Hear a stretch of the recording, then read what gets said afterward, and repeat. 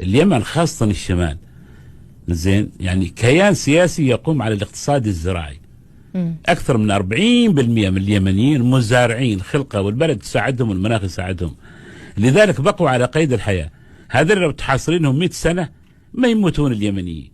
ويمكن تتذكر أنت أول سنة كورونا أو ثاني سنة كورونا، الكويت وعمان من وين جابوا البصل؟ بالله ما حصلوا إلا في اليمن اللي فيها حرب، قلنا لهم ايوه اللي فيها حرب، وغير وغير وغير. إضافة إلى هذا بلد مكدس بالحرفيين، وتعرفي الحرفي إذا أعطيتيه الفكرة وكان ماهر يسوي لك أي شيء، أي حاجة تخطر لك في البال، فهمتيني؟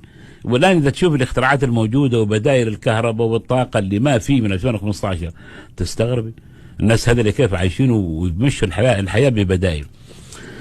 لما تجي للقوة الصاروخية ناس مستغربين، القوة الصاروخية أساسا في اليمن موجودة في اليمن الجنوبي من السبعينات، وعندهم التقنية الروسية البالستية، الصواريخ البالستية، كان عندهم وحدة صواريخ متكاملة، وعندهم صواريخ سكود وسام.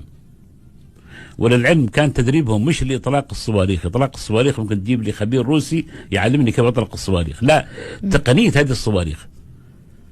لذلك هؤلاء الناس اللي بعد الوحدة سنة 90 تحول الوحدة هذه إلى وحدة أكبر في صنعاء، ومنهم الآن قيادات موجودة هي اللي بتطور الصواريخ، مش تطلق الصواريخ، هي بتطور الصواريخ، التقنية عندها.